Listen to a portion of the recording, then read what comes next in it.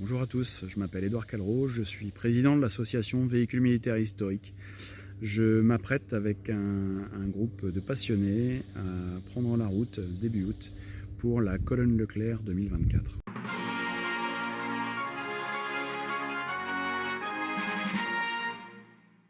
Colonne Leclerc 2024, c'est la commémoration du 80e anniversaire du débarquement du général Leclerc et de sa 2e division blindée en Normandie, à Utah Beach, plus particulièrement à Saint-Martin-de-Varreville. À l'instar de la route réalisée par nos aînés, nous allons suivre leur itinéraire jour pour jour, lieu pour lieu, des endroits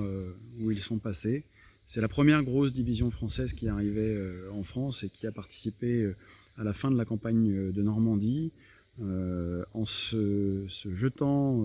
dans le goulet d'Avranches et en contournant la 7e armée allemande pour la prendre à revers à partir du Mans, en remontant plein nord, en libérant Alençon et en terminant sa course à Écouché dans l'Orne. À partir du 1er août, les participants de la Colonne Leclerc 2024 vont se regrouper à Saint-Martin-de-Varreville, puisque 4 jours de festivités sont organisés là-bas par la commune, et en particulier donc par Ghislaine Le Barbanchon, maire de la commune et marraine de la Colonne Leclerc 2024. Le 4 août, après une belle journée de cérémonie et une messe célébrée en plein air, la colonne s'élancera à partir de 16h et traversera le Cotentin en passant par Sainte-Mère-Église, où nous ferons une halte, puis Saint-Sauveur-le-Vicomte, la Haie du Puy, et terminera son premier parcours à Vély, où un bivouac sommaire sera installé pour passer la nuit et la nuit suivante. Le 5 août, une journée de commémoration aura lieu à Vély, avec l'inauguration d'une plaque au niveau du camp où les hommes de Leclerc se sont regroupés en 1944, le champ Robert. Le 6 août, la colonne reprendra la route en direction de l'Essai. On passera une partie de la matinée, puis Coutances, Avranches, pour terminer sa route à Saint-Aubin-de-Tergat, au lieu-dit le Bourget, où là même où les hommes de Leclerc ont bivouaqué en 1944 et où malheureusement, lors de bombardements de l'armée de l'air allemande pendant la nuit, des soldats de Leclerc ont perdu la vie et beaucoup ont été blessés. Le 7 août, nous ferons une journée de commémoration autour de Saint-James, en passant par Saint-Aubin-de-Tergat, Saint-Laurent-de-Tergat, Saint-Seigné-de-Beauvron, Montjoie-Saint-Martin et enfin Saint-James.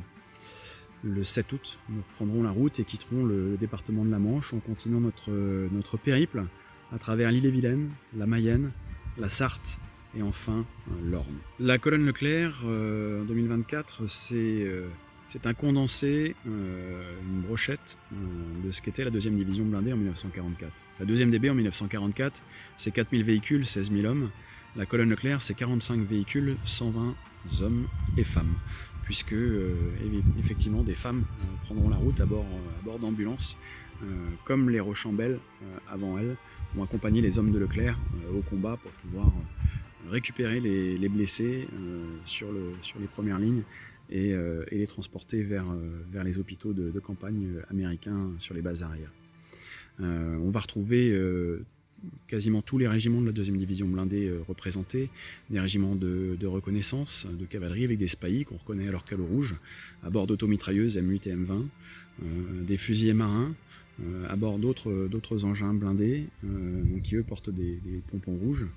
On va retrouver des régiments de chars avec des hommes du 501e régiment de chars de combat avec des bérets noirs,